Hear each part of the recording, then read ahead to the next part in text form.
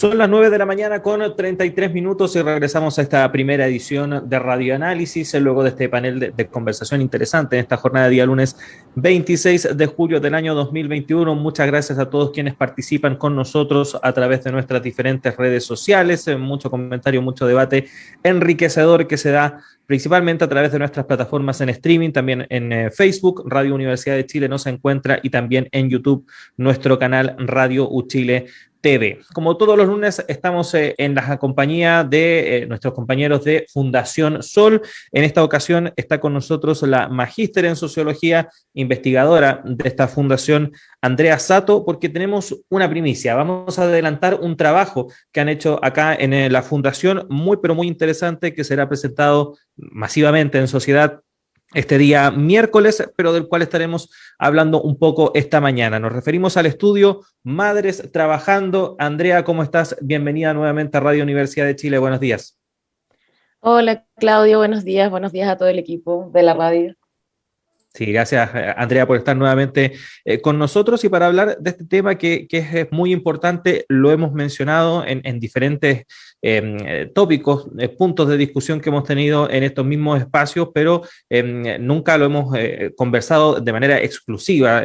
Pero este estudio que ustedes han realizado ahí en la Fundación nos permite para hablar respecto de esta realidad, que además es muy importante, sobre todo en el contexto en el cual nos encontramos. Te quería preguntar en primer lugar, Andrea, ¿en qué consiste este estudio Madres Trabajando y qué motivó a la Fundación también a realizarlo?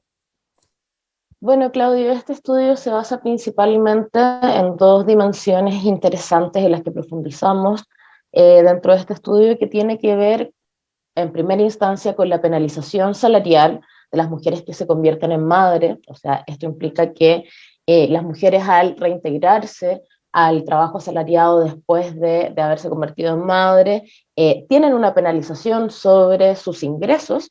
Y en segundo lugar, hay una dimensión que tiene que ver con el uso intensivo del tiempo, especialmente para las mujeres que también se convierten en madres. Este es un estudio longitudinal, lo que implica que finalmente lo que hacemos es comparar a las mismas mujeres o mujeres con similares características en un momento de su vida con ellas mismas, pero en otro periodo de su vida. En ese sentido, lo que logra pesquisar este estudio es observar finalmente cómo impacta dentro de su trayectoria, principalmente dentro del trabajo asalariado, la posibilidad de convertirse en madres o no. En ese sentido, este estudio está enfocado directamente en observar específicamente cómo también a las mujeres se les castiga cuando se convierten en madre, especialmente en el mundo del trabajo asalariado, y cómo finalmente los roles de género que sabemos que existen entre hombres y mujeres se vienen a profundizar en un contexto donde las mujeres buscan también gestar y convertirse también en madres bajo su propia decisión. En ese sentido, este estudio viene a complementar una serie de estudios que también hemos hecho referido a las mujeres dentro del mundo del trabajo, y este específicamente se refiere a las mujeres que se convierten en madres. Andrea, hablemos un poco de la magnitud de esta penalización salarial, de qué estamos hablando, qué tan grande es y también cómo se va desarrollando o desentrañando en distintas características, porque tampoco es igual, hay distintos grados. Cuéntanos un poco cómo va eso. Bueno, lo que descubrimos, lo primero es que en este estudio lo que hicimos fue evidenciar que efectivamente existe una penalización salarial para las mujeres madres. Esta asciende a un 20,8% respecto a las mujeres no madres. O sea, las mujeres que son madres ganan menos, eh, un porcentaje de 20,8% menos que las mujeres que no son madres, que han decidido no tener hijos e hijas. Acá estamos hablando Eh, por ejemplo, igual trabajo.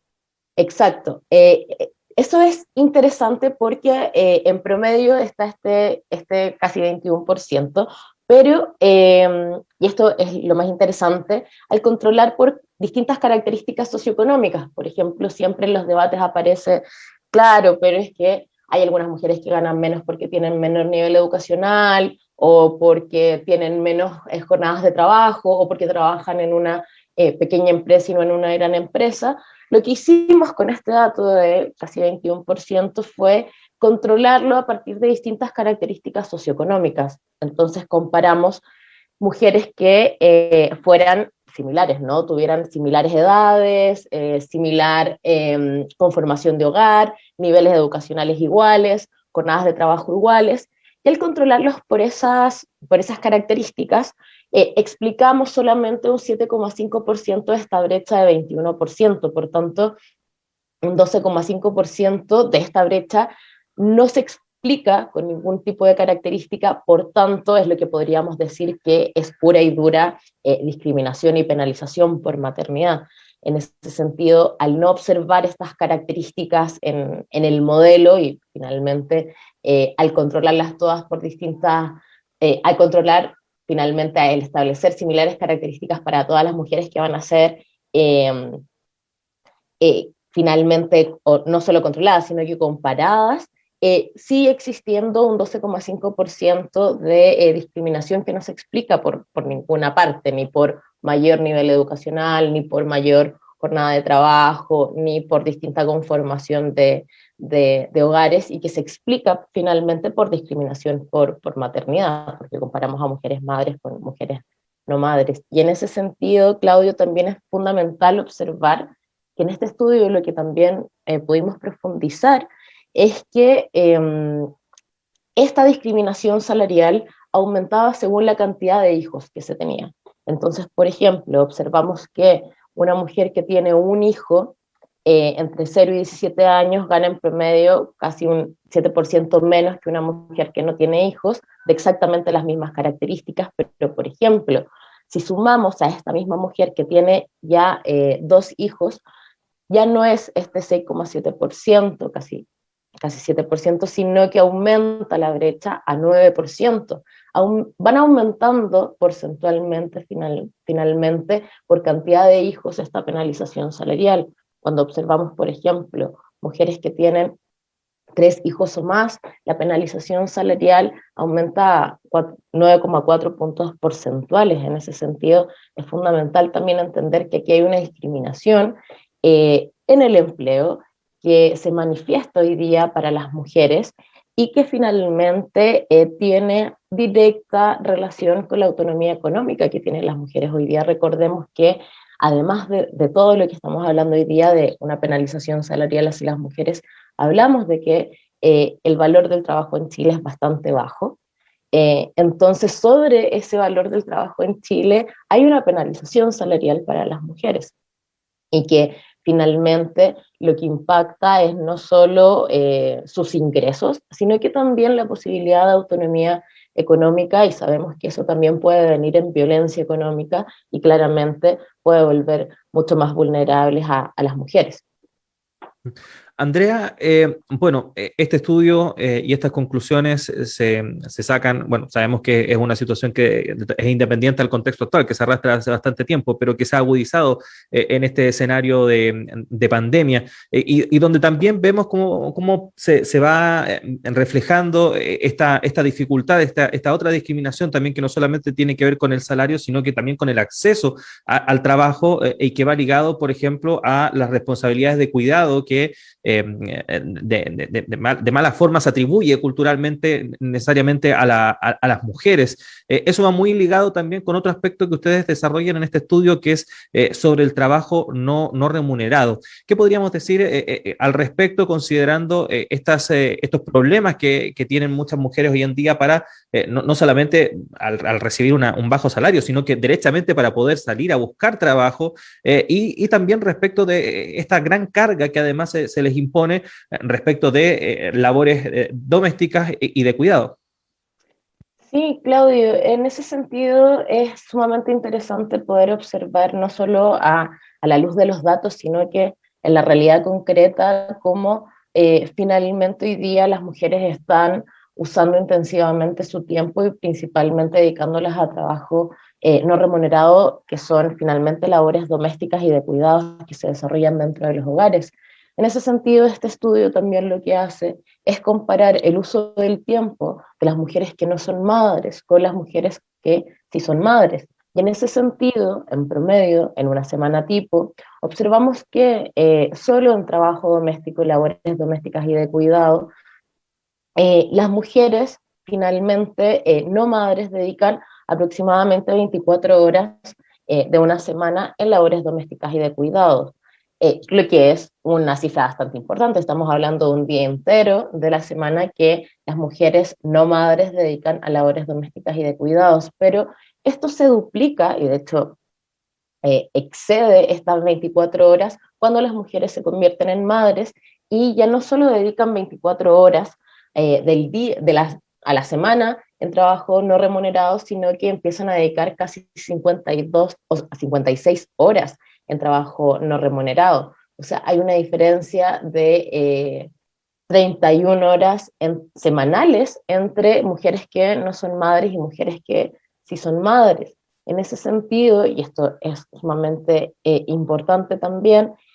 cuando observamos finalmente también por cantidad de hijos, vemos que la carga global de trabajo y que las horas de trabajo finalmente aumentan también según la cantidad de hijos. Estamos observando que por cantidad de hijos a las mujeres se les va sumando casi 10 horas de trabajo doméstico y de cuidados. O sea, eh, es muy distinto también la carga de cuidados que tiene una mujer que tiene 3 hijos a una mujer que tiene un hijo. También dentro de este estudio lo que observamos es que hay un aumento de carga de trabajo y de horas de trabajo cuando las mujeres están conviviendo o están casadas o viven en el mismo núcleo hogar con sus parejas. También para las mujeres aumenta la carga global de trabajo, las horas de trabajo finalmente, entre 10 y 11 horas. Entonces, es también a lo que tú mencionabas, Claudia, aquí.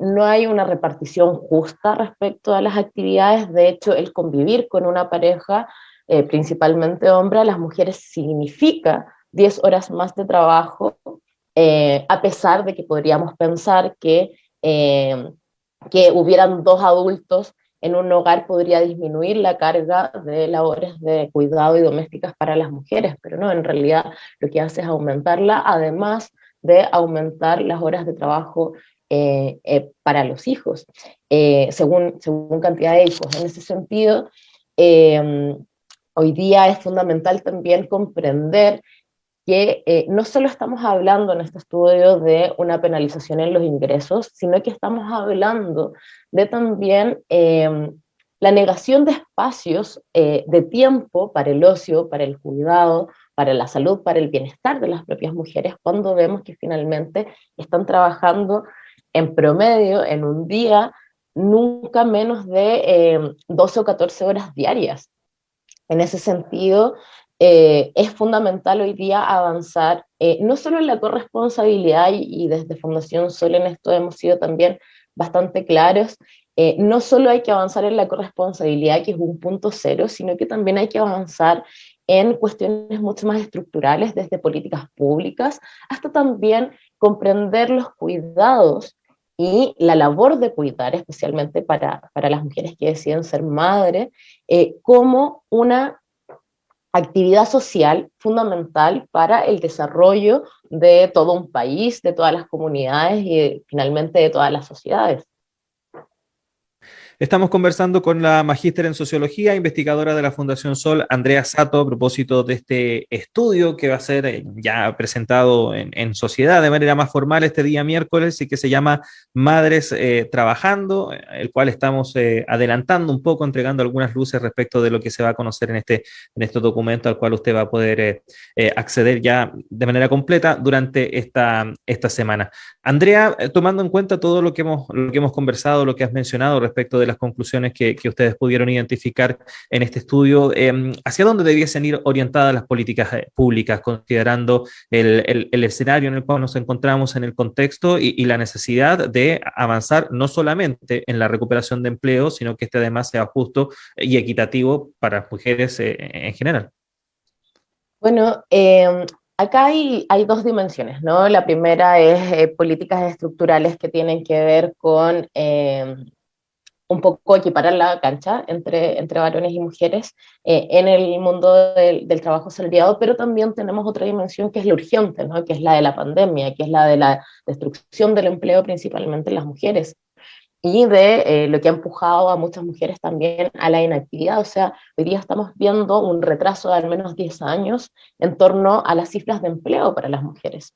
Eh, Primero, en torno al urgente y a la pandemia en sí, hoy día es fundamental crear empleo, pero no cualquier tipo de empleo. Hoy día estamos viendo que durante los últimos 10 años, el empleo que se ha creado para las mujeres, el 60%, más del 60% de ese empleo, tiene características endebles, o sea, es subcontrato, es externalización, son jornadas flexibles, muchas veces dentro de la informalidad.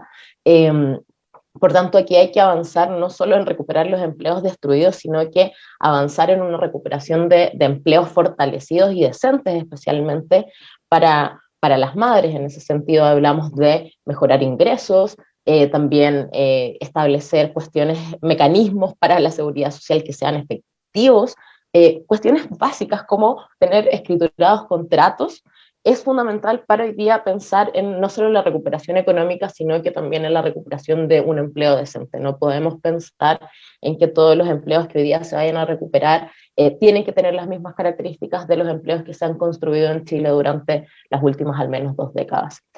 En ese sentido, sin lugar a dudas, hay que avanzar en programas que fomenten el empleo para las mujeres y que tengan una perspectiva de género clara. Y en ese sentido nos está totalmente engarzado con las políticas más a largo plazo y las políticas estructurales en las que necesitamos avanzar. Acá un punto cero es hablar de la reducción de jornada de trabajo.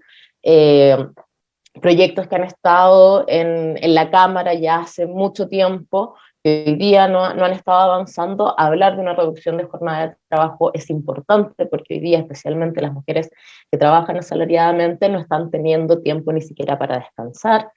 Eh, Otra cuestión a la que se tiene que avanzar sí o sí es hablar acerca de los postnatales y los prenatales para los padres, en donde haya igualdad de acceso finalmente para los días en los que se necesita y urge cuidado para niños y niñas recién nacidos. Acá no podemos seguir con una ley de pre y postnatal que se viene arrastrando desde hace 2 o 3 décadas, sino que también hay que actualizarnos en torno a que hoy día debemos también hablar de la responsabilidad de los padres en el cuidado de los hijos e hijas, y algo que también desde Fundación Sol nos parece fundamental, y esto está en línea con el fortalecimiento de los sindicatos y de las negociaciones colectivas, es que podamos establecer mecanismos de paridad en torno a los ingresos. Acá también es fundamental avanzar no solo en política pública, sino que también en fortalecer a los trabajadores y trabajadoras